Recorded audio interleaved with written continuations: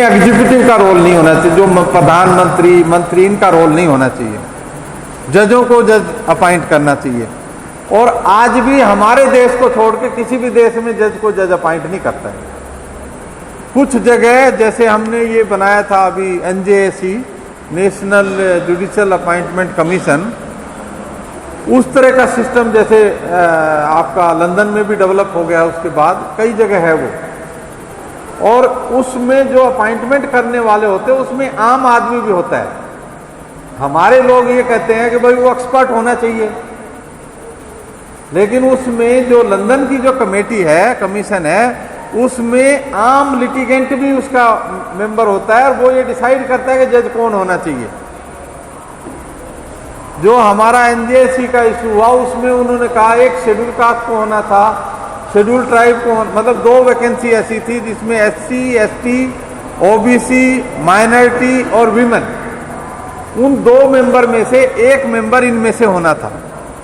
Basically वो जो amendment जो अल्ट्रा वायरस डिक्लेयर हुआ उस वजह से हुआ, क्योंकि अगर शेड्यूल कास्ट मेंबर हो जाएगा तो शेड्यूल कास्ट का नंबर बढ़ जाएगा, जब शेड्यूल ट्राइब हो जाएगा तो शेड्यूल ट्राइब का बढ़ जाएगा, जब औरत हो जाएगी तो वो औरत का नंबर बढ़ा देगी, मतलब वो कहेगी नहीं इस कैंडिडेट को लेना है। तो इस तरह का सिस्टम जो है वो हमारे यहाँ है। अब ये जो सारी व्यवस्था है इसको बदलना नामुमकिन तो नहीं है, पर संभव नहीं है, क्योंकि जिन लोगों को अधिकार डेमोक्रेटिक सिस्टम के ऑपरेशन से मिलते हैं वो डेमोक्रेटिक सिस्टम के प्रिंसिपल को फॉलो नहीं करते। कुछ भी बना दो किसी को, कोई डेमोक्रेटिक प्रिंसिपल फॉलो नहीं करता। एक वो हरियाणा में चमार वाल्मीकि ऐसा कैटेगराइजेशन का इशू था, और यहाँ एक चमार पंचायत हुई थी, मुझे लगता है 8-7 साल हो गए, क्योंकि मुआल साहब को मरे भी काफ़ी टाइम हो गया। मुआल उसका नेता था, गजे सिंह मुआल। तो उसने कहा जी हम आपको चीफ गेस्ट बुलाएंगे और आप जींद में आ जाओ। मैंने कहा चमारों की पंचायत में मैं नहीं आऊँगा, और मैं नहीं आया। वो कहते 1 लाख आदमी आए थे, लेकिन मैंने कहा नहीं, मैं ऐसे किसी कास्ट की उसमें नहीं जाऊँगा। ये जो सारी प्रॉब्लम है, ये सारी प्रॉब्लम जाति के साथ जुड़ी हुई है। जाति में मंदिर है, जो अधिकार मिले किसी को भी, हमें भी मिले या किसी और को मिले, किसी मंदिर का कोई रोल नहीं हो उसमें, लेकिन अल्टीमेटली हम मंदिर के इर्द गिर्द घूमते हैं। जब हम मंदिर के इर्द गिर्द घूमेंगे तो हमारा अपना दिमाग तो हम जो है उसको कहीं रख देते हैं। वो जो कहता है अनपढ़ आदमी है, एक चीफ जस्टिस होते थे VN खरे, उसकी बीवी की जब वो चीफ जस्टिस था तो डेथ हो गई। अब वो ब्राह्मण बैठा था ऐसे उस पेडेस्टल पे, वो चीफ जस्टिस नीचे बैठा था और वो वहां से प्रवचन कर रहा था। सब हाई कोर्ट सुप्रीम कोर्ट के जजेस थे, और भी, क्योंकि वो चीफ जस्टिस था तो दूसरी जगह के जज भी आए होंगे। ये जो सारी व्यवस्था है, ये सारी व्यवस्था धर्म ने कंट्रोल की है। और बामसेफ कहती है हम जो है धार्मिक उसके ऊपर नहीं करेंगे जब तक हम धर्म को कंट्रोल करने की बात नहीं करेंगे। कंट्रोल का मतलब धर्म को हाथ में नहीं लेना है, धर्म को कमजोर करना है।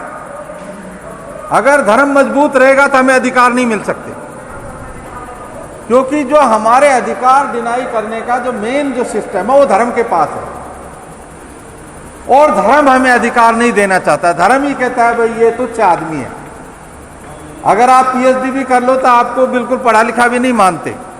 अब आज जो एजुकेशन चल रही है, जो प्राइवेट इंस्टीट्यूशन में एजुकेशन है, वो एजुकेशन 10-15 साल के बाद, आज शायद हम बोल रहे समझ में भी आ रहा होगा, 15 साल बाद हमारे बच्चे को समझ में भी नहीं आएगा क्या क्या बोल रहे हैं हम, क्योंकि उसमें एक्चुअल एजुकेशन नहीं है, वो केवल डिग्री देने का एक सिस्टम है। पहले जो गवर्नमेंट यूनिवर्सिटी कॉलेजेस जो होते थे उसमें आपकी जनरल अंडरस्टैंडिंग डेवलप करने के लिए कोर्स होते थे। अब आपको नौकरी के लिए तैयार करने की कोर्स है। BA, BSc जो भी आप करते थे वो उसका ओरिएंटेशन आपकी नॉलेज को बढ़ाना था, ताकि आप अपने विवेक से सही फैसला कर सकें। आज ये प्राइवेटाइजेशन का जो कंसेप्ट जिससे आया है उस प्राइवेटाइजेशन के कंसेप्ट की वजह से सोचने समझने का पूरा सिस्टम खत्म हो गया। अब यही है कि वो अभी जो सेक्शन अफसर है वो तकरीबन 18 लाख के करीब उसका एनुअल इनकम होगी। जैसे आपका असिस्टेंट इंजीनियर है 18-20 लाख रुपए उसकी होगी। लेकिन एक बच्चा जो प्राइवेट में काम कर रहा है उसको अगर 5 लाख का पैकेज है, वो भी बड़ा गौरवान्वित महसूस करता है कि मुझे मेरा 5 लाख का पैकेज है। जबकि वो 5 लाख जो है अगर वो चपरासी का काम भी कर रहा है तो उसकी 8-8.5 लाख रुपए एनुअल इनकम है। गवर्नमेंट में अगर रेगुलर चपरासी है तो उसकी 8-8.5 लाख रुपए इनकम है। अभी उन्होंने जजमेंट में कहा कि क्रीमी लेयर लगेगी SC/ST के ऊपर, OBC पे ऑलरेडी लगी है। जब वो क्रीमी लेयर लगेगी तो किसी भी एम्प्लॉय के बच्चे को रिजर्वेशन नहीं मिलेगी, क्योंकि जो लोएस्ट पोस्ट पे भी काम कर रहा है वो आदमी भी 8 लाख रुपए से ज्यादा उसकी इनकम है। अब ये 8 लाख रुपए जो उन्होंने सीलिंग रखी है इसका कोई मतलब नहीं है। जो हमारा आदमी राष्ट्रपति बन गया वो मंदिर में नहीं जा सकता। मतलब मंदिर कोई अच्छी जगह नहीं है, मंदिर को मैं खत्म करना चाहता हूं, ऐसा नहीं कोई मंदिर के पक्ष में हूं मैं। लेकिन अगर एक आदमी राष्ट्रपति बन गया, वो राष्ट्रपति उस मंदिर में जाता है तो उसको जाने नहीं देते। गोविंद साहब जब इसमें अजमेर में जो मंदिर है उसमें गए तो उनको नहीं जाने दिया, और जब वो उड़ीसा में गए तो उनको पिंच किया, उनको उसकी वाइफ को जो चूटी भरने वाला काम है ना, वो क्रिमिनल केस चल रहे हैं। ऐसी मनगढ़ंत बात नहीं बता रहा हूं, अभी भी क्रिमिनल केस चल रहा है। तो जो सबसे ज्यादा जिसकी इनकम है, सबसे ज्यादा तनख्वाह जिसकी है, उस राष्ट्रपति को तो डिग्निटी नहीं मिली। एक चपरासी जो 8 लाख रुपए कमा रहा है उसके बच्चे को कैसे डिग्निटी मिलेगी? लेकिन ये सारी व्यवस्था जो है इसको कंट्रोल करने के लिए हमें अपने विचार से डेमोक्रेटिक होना पड़ेगा, जाति का कंसेप्ट छोड़ना पड़ेगा। आज जैसे ये सब कैटेगराइजेशन कर रहे हैं, अभी पंजाब में सब कैटेगराइजेशन जो है 1975 से है। पंजाब में पॉपुलेशन 32% है केवल शेड्यूल कास्ट की, और रिजर्वेशन 25% है, 7% सीधी गई। एजुकेशन में भी 7% गई, डायरेक्ट रिक्रूटमेंट में भी गई। अब प्रमोशन में आ जाओ, जो लोअर पोस्ट है उसमें 20% है, क्लास 3 क्लास 4 में 20% है। पंजाब का डाटा दे रहा हूं मैं ये। और जो हायर पोस्ट है क्लास 1 क्लास 2 उसमें 14% है।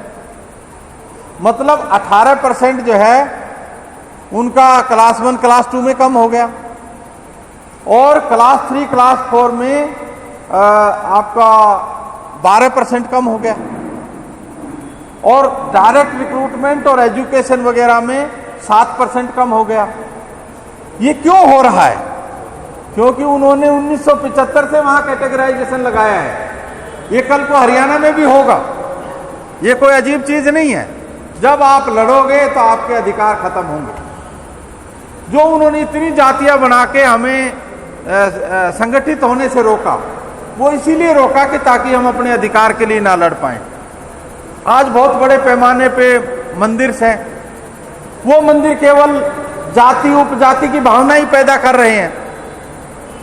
उन मंदिर में जाति के ऊपर सोचने की कोई बात ही नहीं बताता।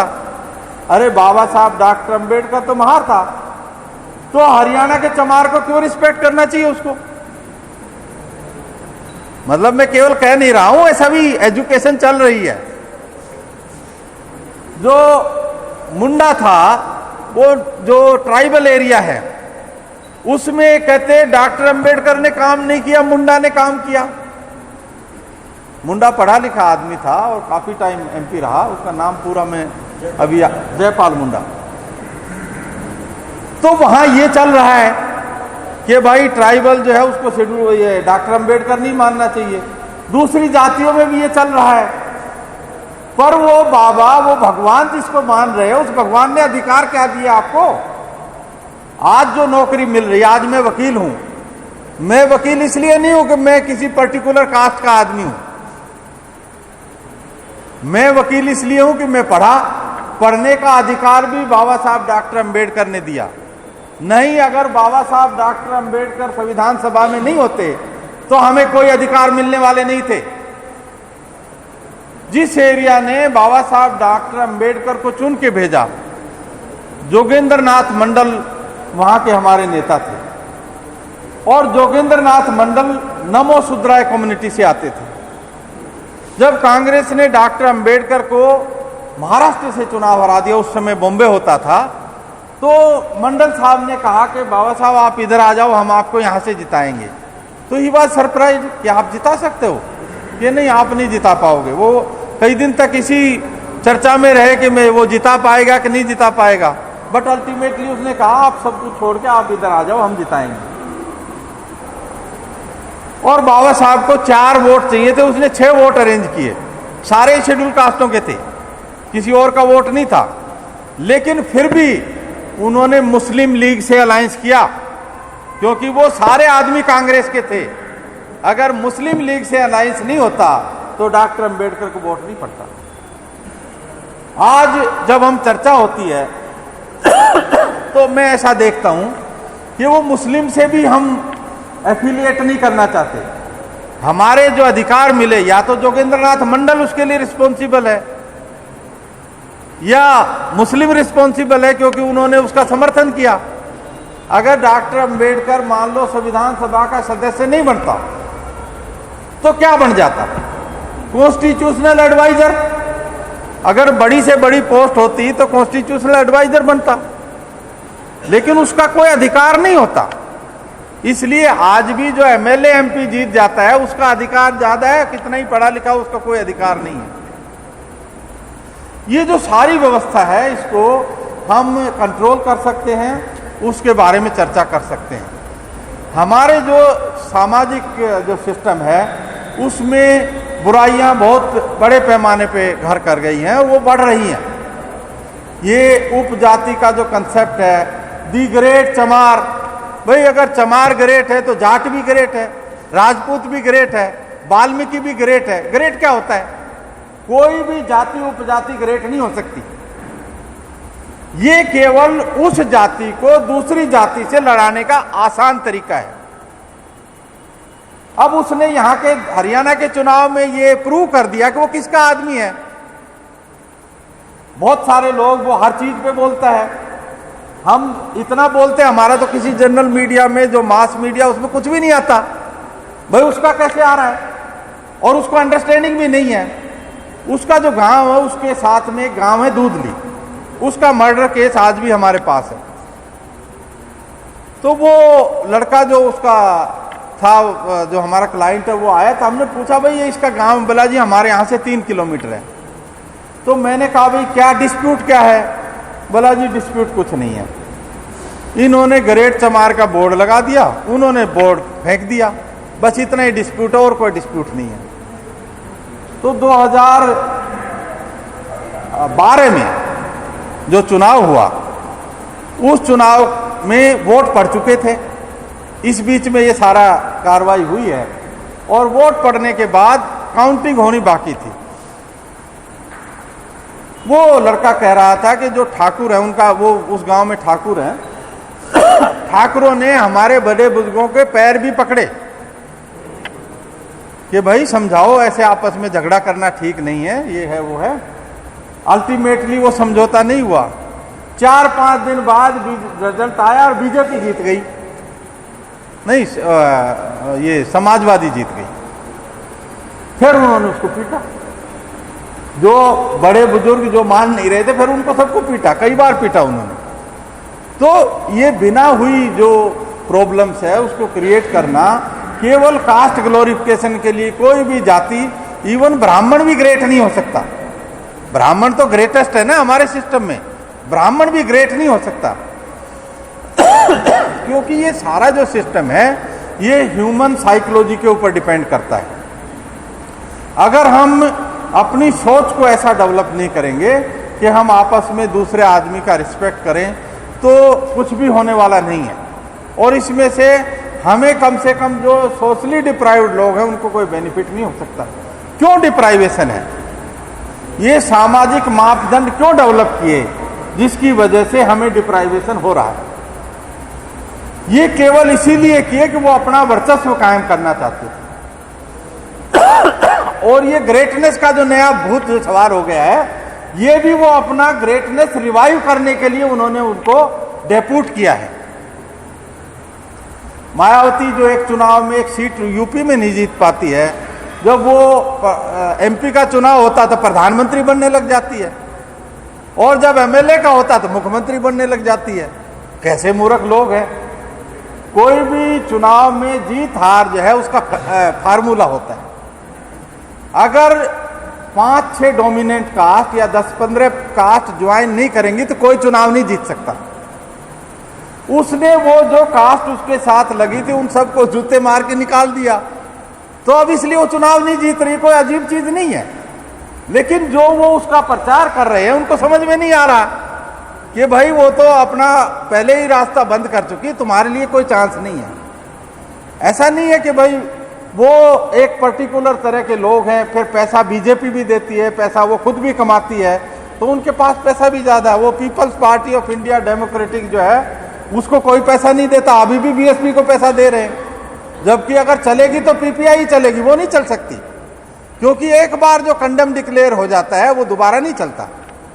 और ये केवल आप देखेंगे जनसंघ कंडेम हो गया तो बीजेपी बनानी पड़ी आरएसएस को, तभी वो रिवाइव किए। टाइम लगा उनको, लेकिन तब वो पावर में आए। लेकिन जो हमारा आदमी वो सोचता वही चलेगी, वो कैसे चलेगी? चलेगी तो People's Party of India Democratic चलेगी, अगर चला पाए आप, नहीं उसमें उसका चलने का कोई चांस नहीं। ये जो सारी व्यवस्था है ये क्यों रेलेवेंट है? हमें पार्टी बनाने की क्यों जरूरत है? या उस समय जो वामसेफ वाले थे उन्होंने बीएसपी क्यों बनाई थी? क्योंकि अधिकार जो है वो आपके स्ट्रक्चर में है। स्ट्रक्चर को पॉलिटिकल पार्टी कंट्रोल कर सकती है और कोई नहीं कर सकता। सोशल एक्टिविटी के नाम पे आप इकट्ठे होकर अपने लोगों को जागरूक बना सकते हैं, वो काम पॉलिटिक्स में संभव नहीं है, वो सोशल एक्टिविटी में करना पड़ेगा। लेकिन अगर आपको अधिकार चाहिए तो वो अधिकार तभी संभव है जब आप उसको संगठित करके पार्टी को खड़ा करेंगे। अभी बहुत बड़े पैमाने पे हम लोग देख रहे हैं कि लोग ऐसा सोचते हैं कि बहुत आसानी से कुछ हो जाए। आसानी से कुछ होने वाला नहीं है। जब थोड़े बहुत लोग मरेंगे, थोड़ी बहुत तकलीफ पाएंगे, तभी कोई रिजल्ट आएगा। ऐसे सोच रहे हो भाई आप मैं तो घर में सोता रहूं मेरा रिजल्ट आ जाएगा, ऐसा किसी का नहीं होता। आज उन्होंने इतना महंगा कर दिया इलेक्शन के कोई आदमी इलेक्शन के बारे में सोचे नहीं। हमारा आदमी जिसको अधिकार संविधान के जरिए मिले, संविधान में अगर ये रिजर्वेशन का सिस्टम आया, पॉलिटिकल रिजर्वेशन का, 131 हमारे इलेक्टेड मेंबर हैं केवल SC ST के। अब वो जो 131 मेंबर हैं उन मेंबर्स में 5 आदमी भी ऐसे नहीं है जो इंडिपेंडेंट सोचते हों। जब ये EWS लगा तो एक मेरा दोस्त था, वो MP था, मैं 8 दिन उसके पास गया और उसको एजुकेट किया कि भाई ये EWS मंडल के जजमेंट के खिलाफ है, मंडल का 9 जज का जजमेंट है।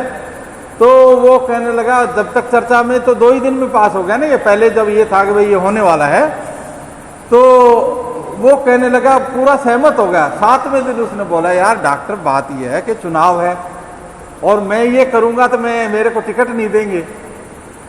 तो मैंने कहा सर देखो आप करोगे तो टिकट दे देंगे, नहीं करोगे तो हो सकता है ना भी दें। कह रहा नहीं। अल्टीमेटली उसने मना कर दिया 8वें दिन कि भाई मैं इस पे कुछ नहीं करने वाला हूं। उसको फिर भी टिकट नहीं दी। चुनाव हुआ, चुनाव में बीजेपी ने उसको टिकट नहीं दी। मध्य प्रदेश से MP था। तो बाद में फिर मैंने उसको कहा, मैं कहा सर आप हिस्टोरिकल आदमी हो जाते अगर आप वो काम करते। कह रहे यार आज तो मैं सोचता हूँ मेरे से गलती होगी, पर उस टाइम तो मुझे लगता था भाई MP हो जाऊंगा दोबारा। ये हर आदमी जो है इस तरह से सोचता है। और केवल और जो दूसरे लोग हैं उनमें अपने बच्चे को या किसी को वो प्रमोट करते हैं। चौधरी चांदराम रहे, वो मर गए 90 साल से ज्यादा के होके, पर उन्होंने लास्ट तक भी वो चुनाव लड़ने में इंटरेस्टेड रहे। अब उसकी दूसरी तरफ देखो, चौधरी शमशेर सिंह सुरजेवाला, वो एमएलए था, फिर भी उसने अपने लड़के को मंत्री बनाया। तो ये जो काम करने का, ये मेंटलिटी का जो सवाल है, इसके ऊपर अगर हम चर्चा करें तो वो एक अलग सब्जेक्ट होगा। अब हम जो जजेस का जो सिस्टम देख रहे हैं, उसमें इकोनॉमिक क्राइटेरिया हमारे समाज में नहीं लगाया जा सकता, क्योंकि इकोनॉमिक क्राइटेरिया तब लगाया जा सकता है जब जो भेदभाव है वो आर्थिक आधार पे हो। एक आदमी थे माता प्रसाद, वो यूपी में 3-4 बार चीफ सेक्रेटरी रहे, सेंटर में सेक्रेटरी थे, और बाद में जो है वो यूपीएससी के मेंबर बने। तो उनको कैबिनेट सेक्रेटरी नहीं बनाया, तो हमने केस डाला। 1998 में कैबिनेट सेक्रेटरी की एक्सटेंशन को हमने कोर्ट से क्वेश करवाया, लेकिन क्वेश होने के बाद गुजराल प्रधानमंत्री था, उसके साथ बीएस चौहान हमारे दोस्त है, वो हम तब उसको नहीं जानते थे, बाद में जानने लगे, तो वो उसके प्रेस एडवाइजर थे, वो इंफॉर्मेशन सर्विस के अफसर थे। तो उन्होंने कहा कि भाई ये जो चर्चा हुई, तो उसने कहा यार मैं इसको रिलाई नहीं कर सकता क्योंकि ये शेड्यूल कास्ट है। तो जो हमारा सेक्रेटरी बन गया वो कैबिनेट सेक्रेटरी इसलिए नहीं बना कि वो शेड्यूल कास्ट है। अब आज जो कोर्ट ये समझती आईएएस जो बन गया वही बहुत बड़ी चीज हो गया। चरखी दादरी में एक लेडी शेड्यूल कास्ट, किस सब कास्ट की थी ये मुझे नहीं पता, लेकिन वो वो थी डिप्टी कमिश्नर, उसके अपने दफ्तर में खड़े होकर ऐसे किसी आदमी ने उसको कास्ट की गालियां दी, एफआईआर चली। अब वो कोई कह रहा था उसमें समझौता हो गया, एफआईआर भी हुई।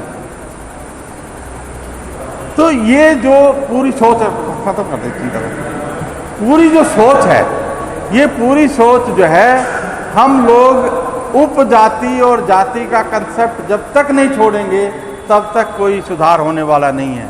वैसे हर आदमी ये समझता है मैं सुपीरियर चमार हूँ, मैं सुपीरियर वाल्मीकि हूँ, मैं सुपीरियर धानक हो तो किसी काम के नहीं। अगर आप एमपी, मंत्री, एमएलए कुछ हो जाओगे तब भी आपके हाथ में क्या है।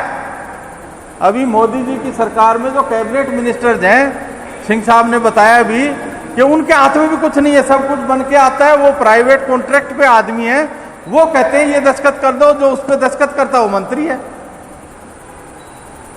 तो ये जो सारी व्यवस्था है, इसको कंट्रोल तभी हम कर पाएंगे जब हमारे समाज में डेमोक्रेटिक व्यवस्था होगी, और डेमोक्रेटिक व्यवस्था होगी तभी हम जुडिशरी को सुधार पाएंगे। अभी आपने देखा होगा कि वर्तमान चीफ जस्टिस के घर प्रधानमंत्री चला गया, जो हिस्टोरिक है। कभी किसी जज के घर ऐसे कोई नहीं गया, और उसको बात करने के तरीके होते हैं। अगर प्रधानमंत्री को चीफ जस्टिस से बात करनी है तो कोई सेमिनार लगाना पड़ेगा, दोनों उसमें आएंगे, उसमें बात कर लेंगे जो करनी है। वो प्राइवेट फंक्शन में या वैसे मिलके बात नहीं कर सकते, और पूरी दुनिया में ये रूल है, केवल हमारे देश में नहीं है। लेकिन वो उसके घर गया, अभी उसने कहा कि मंदिर में राम से पूछ के हमने फैसला किया। इसका मतलब राम के पक्ष में राम से पूछ के फैसला किया तो वो जजमेंट ही गलत है। आप अगर कोई कुछ भी डिसाइड करते हैं तो न्यूट्रलिटी सबसे बड़ी चीज है। अभी वो जो मूर्ति लगाई है उसकी पट्टी हटा दी, वो तलवार की जगह कॉन्स्टिट्यूशन दे दिया, उससे कोई फर्क नहीं पड़ता है। लेकिन पट्टी हटाने का मतलब ये है कि पट्टी लगाने का मतलब मैं अगले को देख नहीं रहा हूं, जो भी जजमेंट बन रहा है मैं न्यूट्रल तरीके से दे रहा हूं। पट्टी का मतलब ये है। अब वो उसने पट्टी भी हटा दी, मतलब अब वो सबको देखेगी भाई द्राविड़ का केस है, इसका करना, और जो है कटारिया का नहीं करना। ये मतलब ये सारा सिस्टम चलता है। लोढ़ा साहब चीफ जस्टिस थे, एक केस मेरे पास आया, शनिवार को पार्टी आई हमारे पास, तो 2 बजे के बाद करो तो आप वकालतनामा वगैरह फाइल नहीं होता, आजकल तो ऑनलाइन होता है, उस जमाने में नहीं होता, 2014 की बात है। तो उसमें हमने वकालतनामा जो है जिस दिन केस लगा था उसी दिन फाइल किया, और हमने अपीयरेंस दी। अपीयरेंस में हमारा जो नाम है उसके आगे लिख दिया नोट प्रेजेंट, NOT कैपिटल में, और प्रेजेंट ऐसा लिखा। तो मैंने राष्ट्रपति और सदाशिवम साहब चीफ जस्टिस थे, उन दोनों को कंप्लेंट की कि भाई पहले तो मैं वकील ही नहीं था इसमें, अगर मैं वहां प्रेजेंट था तो ही तो आप जो है मैंने अपीयरेंस दी या वो उसका प्रूफ फाइल किया, जो भी हुआ। तो उसके बाद ये हुआ कि उसने 61 केस जो है डिसमिस किए, पर मेरा एक केस जो है वो अलाउ कर दिया उसने। पट्टी का ये मतलब है, जब मतलब न्यूट्रलिटी नहीं होगी तो ऐसे सिस्टम चलता है।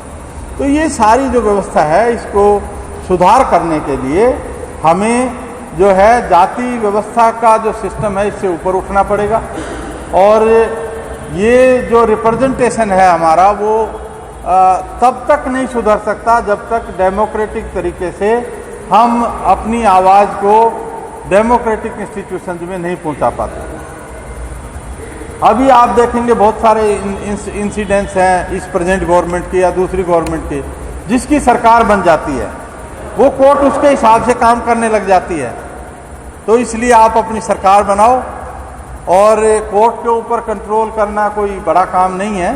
कंट्रोल करने का मतलब कोई हमने इलीगल काम नहीं कराना, जो जस्टिफाइड काम है वो भी आज नहीं होते हैं तो वो काम होंगे। ये जो सारी व्यवस्था है जुडिशियल सिस्टम में जो लोग काम कर रहे हैं वो न्यूट्रलिटी के आधार पर अगर काम करेंगे तो सबको राइट्स मिलेंगे, सबके राइट प्रोटेक्ट होंगे। अब जैसे शेड्यूल कास्ट के ऊपर कैटेगराइजेशन करना, शेड्यूल कास्ट जो है उसको आउटसाइडर, जैसे हरियाणा से बाहर का आदमी को यहाँ रिजर्वेशन नहीं देना, वो इस तरह का जो सिस्टम है, या और भी बहुत सारे ऐसे एजुकेशन में भी इस तरह का सिस्टम किया। तो जस्टिस रामास्वामी तब जज होते थे, वो एक जजमेंट में मैरी चंद्रशेखर राव, आंध्रा का ट्राइबल बच्चा था, उसको रिजर्वेशन मिलना था। तो वो बाद में रिटायर हो गए तो हम अच्छे संपर्क में, मैंने कहा आप 2 जजमेंट में थे और दोनों ही जजमेंट गलत है ये। तो उन्होंने कहा कि मैंने डिसेंटिंग जजमेंट लिखा था, बट जस्टिस वेंकटचलैया ने मेरा जजमेंट जो है प्रनाउंस नहीं होने दिया। तो वो जो जुडिशियल सिस्टम है वो अलग तरह से ऑपरेट होता है, और उसकी वजह से आज वो दूसरे स्टेट में बेनिफिट नहीं मिलता। अभी गोगोई साहब ने दिल्ली में जैसे बाहर वालों को नहीं मिलता था तो पूरा जजमेंट वो खिलाफ लिखा, लेकिन लास्ट में केवल यूनियन टेरिटरी होने के नाते दिल्ली में पूरे देश के शेड्यूल कास्ट शेड्यूल ट्राइब को रिजर्वेशन का अधिकार दिया। ये जो सारी व्यवस्था है इसको करेक्ट हम तभी कर पाएंगे जब हम अपनी पार्टी को संगठित कर पाएंगे। और पार्टी का मतलब पुरानी पार्टी नहीं है, नई पार्टी को संगठित कर पाएंगे और तभी कोई रिजल्ट आएगा, क्योंकि ये इस तरह का आसान काम नहीं है। जब आप संगठित हो जाएंगे, वैसे तो आपको पैसे से वो नहीं चलने देंगे, जब आप संगठित हो जाएंगे तब वो कुछ नहीं कर पाएंगे। क्योंकि जैसे संगठित हुए तो उन्होंने इलेक्ट्रॉनिक वोटिंग मशीन जो लगाई है बीएसपी के आने के बाद लगाई उन्होंने, जब उन्होंने देखा कि भाई हम इसको काउंटर नहीं कर पाएंगे तो उन्होंने एक नया सिस्टम लगाया। अभी हरियाणा में चुनाव कोई और जीत रहा था, जीत कोई और गया, तो हर आदमी उससे अचंभित है। अब वो वोटिंग मशीन से हुआ, कैसे हुआ, ये एक अलग सब्जेक्ट है जिसके ऊपर अलग से हम चर्चा करेंगे। तो मैं आप लोगों का आभारी हूँ। आज हम 6 बजे से चले हुए हैं, पर आपके पास पहुँचने में देर लग गई क्योंकि रास्ता हम कहीं भटक गए, बट फिर भी मुझे लगता टाइम पे पहुँच गए। इसके साथ जय भीम, जय भारत, जय मूल निवासी, जय संविधान। धन्यवाद।